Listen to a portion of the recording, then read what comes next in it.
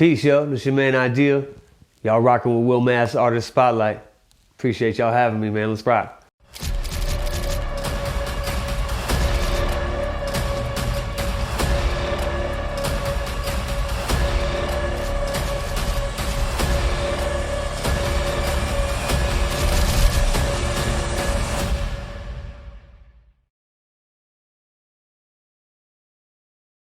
My name's Ideal, man. My actual name's Justin Deal. I've been selling weed since I was like 12 years old. It's right around the time I started rapping as well. Just kind of, I remember the specific day that it clicked and I was like, oh, Ideal. I was like, that makes too much fucking sense, man. But when it came together, that's when I really started taking shit seriously. But yeah, my name's Justin Deal. I go by Ideal. Got you. Whatever y'all need. I mean, man, being an artist, it's just like, I feel like first and foremost, it's being a creator. Like, you have to want it for yourself. But then once you create that, you do it out of a necessity and a need to yourself. But once you put it out in the world, it becomes anybody else's who hears it or sees it or whatever your medium is. It becomes, it takes on different meanings to different people, as it should. And I feel like that's an artist, just creating things out of thin air, magic, you know what I mean? Like giving it to the world and moving on and doing it again over and over. I'm 33 years old, my year of the Pippin, my high school Kobe. But I was born in Toledo, raised in Fremont, Ohio until I was 9. Moved to Gary, Indiana with my dad. My parents kind of split up. From there, my parents just like kind of went through the whole 219, like Michigan City everywhere. Kind of stayed in Gary and just rocked out and started stealing cars, wilding the fuck out. Really started taking hip hop and music seriously when I was 18. I was in a little hip hop group, but the producer from that still rocks with me to this day, Pooney. He's like my older brother. Honestly, the dopest ear producer I've ever known. The last 10 years, I've been in a band called Midwest Hype, based out of Northwest Indiana, Chicago, Indianapolis. We probably played over 400 shows. Sold out House of Blues, Metro, like all that shit. But this is my first solo record that I'm getting ready to put out. Still rocking with the band and everything. We just got, so much shit bubbling up to the top. Got to get it out. The record I'm getting ready to release is called Scatterbrain. I got features from Benny the Butcher, Casual from Hieroglyphics, Gift of Gab, rest in peace. My man Rick Gilla, Palmer Squares, Mick Jenkins. But it's just been leading up to this for a long time coming now. About to tour, was gonna tour Canada with Conway, about to tour Europe with them. And hopefully keep moving on to bigger and better things. This is like my magnum opus up until this point right now. It's called Scatterbrain. Man, I started rhyming, my cousin in Cincinnati when I was 8 years old gave me All Eyes on Me. And he was like, yo, dig this. And I really didn't even listen to music at that point, but I just went through a crazy Tupac phase. And then I grew up in Toledo. So like my cousins and everybody were always going to Bone Thugs and Harmony concerts, bringing home like little camcorder things that I couldn't even see from like the top row that they snuck into. But like, I knew it was something real. And I just latched onto it really hard and started writing poetry when I was really young too. And that once I really got into Tupac and when I was like 10, 12, like the rose that grew from concrete, it just started connecting and songs just started pouring out. And then when I found, when I was like 13 or 14, found Nas and Illmatic and I found Reasonable Doubt and Mos Def and Kweli, like it just all clicked. It just made sense. And like, I just wake up with words firing in my head all the time, like even without beats or anything. So I kind of really don't have a choice. It's been that way ever since.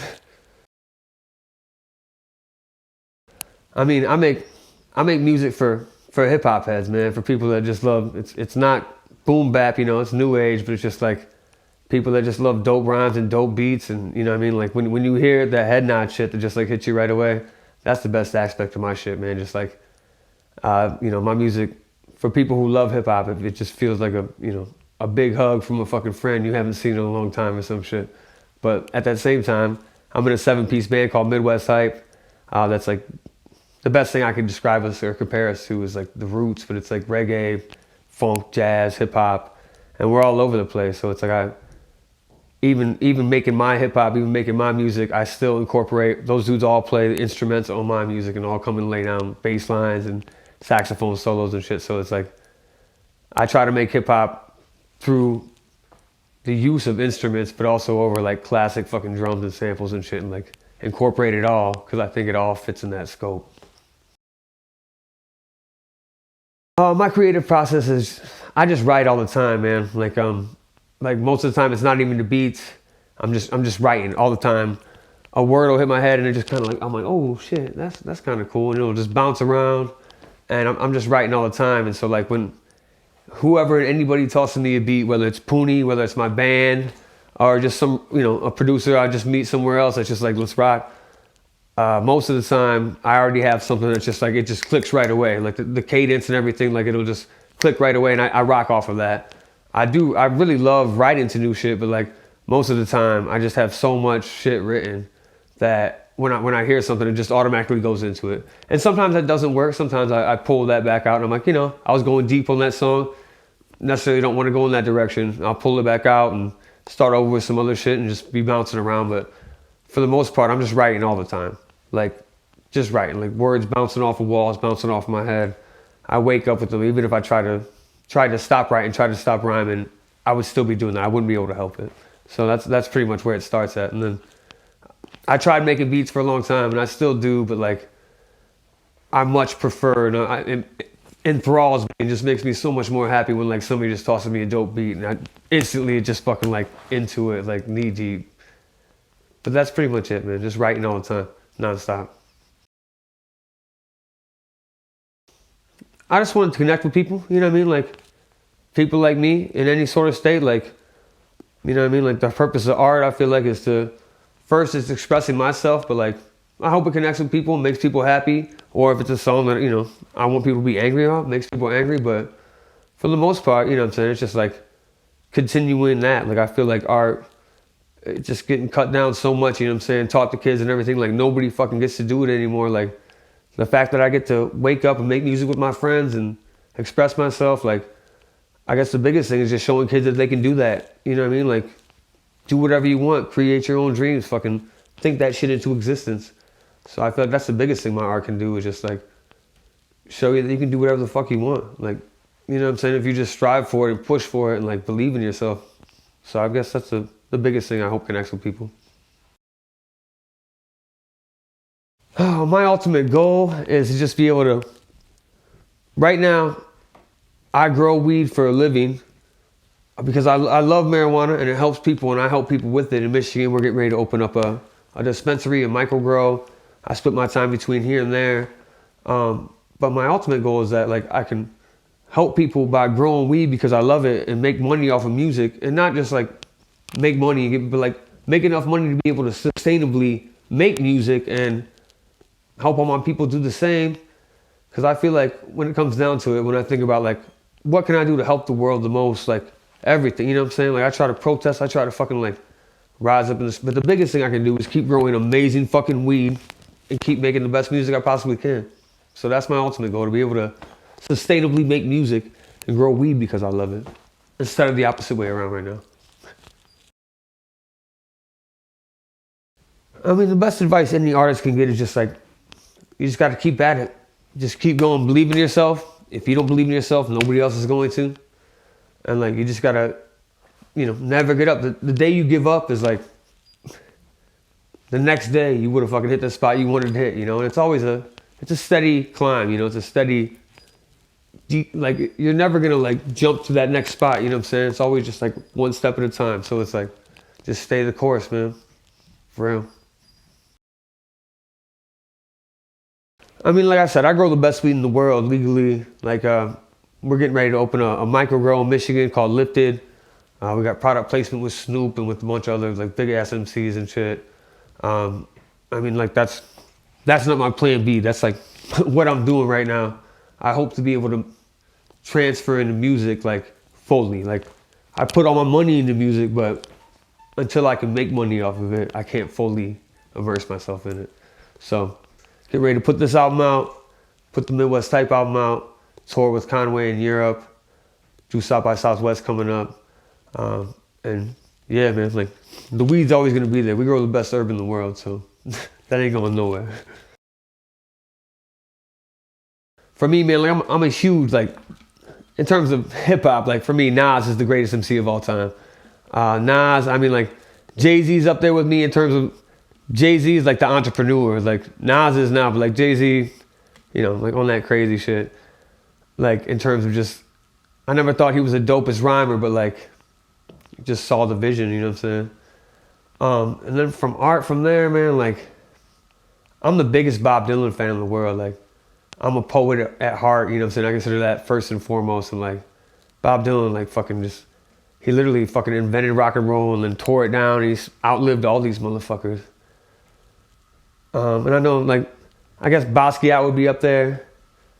And in terms of just actual art, like, I love art, but it's so subjective, like actual art. But like Basquiat, Banksy kind of changed the world.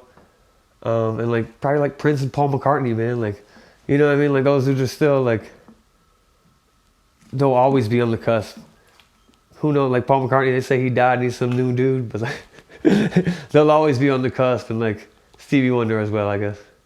I know that's more than five, but like those are the motherfuckers that like I hope to meet in my lifetime at some point and like be on a level with, like where I'm not a fan.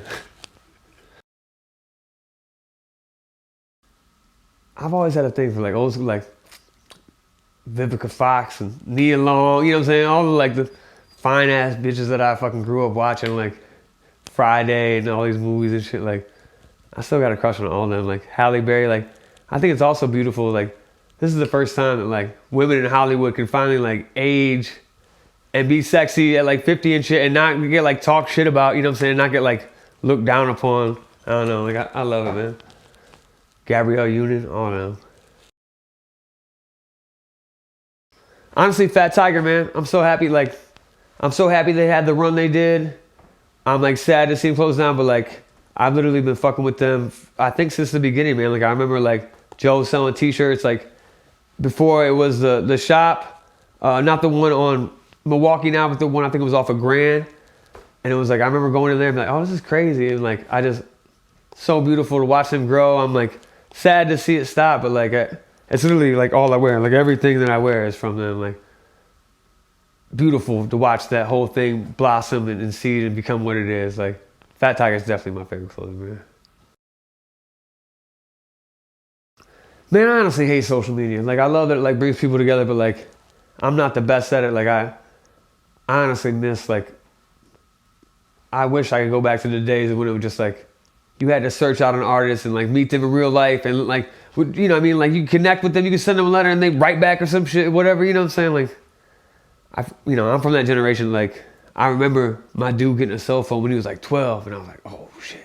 You know what I'm saying? Like I remember before the internet, like the first two songs I ever like illegally downloaded were off Lupe. It was Switch and Twilight Zone off Lupe's 9/11 Fahrenheit. You know what I'm saying? Like Fahrenheit 9/11. Like I remember it took all night. And I miss those days a little bit. Like I think social media connects people and it's really dope. But I also just like I miss like fucking stealing albums from a store and like, you know what I'm saying? I would steal the whole box and like we'd have them all in the hood and shit and like fucking be looking through the pages like, oh, this dude produced this. And it was like, I don't know, man. I miss real life. I used to have to steal shit. I used to have to steal an album. You know what I mean? Like I'd be like, yo, I used to have to go in a place and take that shit and like walk past a door. Or, you know what I'm saying? Like kids just don't understand any of that shit now. And especially with music, I feel like music more than any other art, it gets nowadays kids just think it's free and then it just like comes to them naturally and just like, oh, it's just supposed to like fall upon my ear. And it's just like motherfuckers work so hard and put so much in, you know, it just, even movies, people still, even when they pirate them, movies still make money and shit. Like music, and it's just, not that fuck the music industry. I hope the music industry dies, but it's just like so hard to get to the point to where you want to be because of the way that kids think about music now. So I miss real life, man. Like, don't get me wrong, I'm on everything. You can look, Ideal Midwest Site, you can look me up on all my social media and shit, but like, come holler at me in real life. Come step in the cypher, let's rock.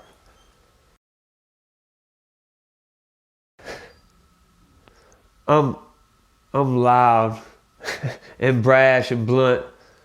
I mean, I don't know if I'm necessarily changing about myself, but it's my girl wish I would for sure. Like sometimes I'm too loud, and sometimes I talk too fucking much and like fucking wild out a bit too much. But like I don't know, that's just how I came up. Like I came from, you know what I mean, like rock and roll and like fucking like I think I'm tame, honestly, compared to like the stories that I heard of motherfuckers coming up. But like I think I'm maturing into that as I get older, slowing down a little bit. Once I hit 30, I was like, I just never planned on it. And so like when I did, I was like, oh damn, my 20s were nuts. They were crazy. So like I'm trying to, you know what I mean, be healthier, drinking water, working out and shit. Like trying to live long and prosper, you know. My favorite food spot, I mean, honestly, right now is Lavaca Margarita Bar here in Pilsen. Like, I know LA's gonna get pissed when I say some shit like this, but like, Chicago has the best Mexican food in the world. It's so good. And like here on 18th Street, it's just the flamest, man. Like I grew up in a Mexican neighborhood and like, I just feel at home here. Like, there's really not a bad spot, but like, I love Lavaca. They got like crazy strawberry jalapeno margaritas and shit. It's my spot at the moment. Oh, I got a bunch of tattoos. Like this is a work in progress here. But like it started off as like my first album, like 219 State of Mind from Gary. Then it progressed. It's like a dance party from New Orleans up to Chicago. I got the Tribe Called Quest first album come here because I thought that it was appropriate. But yeah, it's just like a big dance party from New Orleans to Chicago. I've been working on that one for a minute. My girl's got a bunch of hand tattoos. I'm honestly really fucking jealous of them.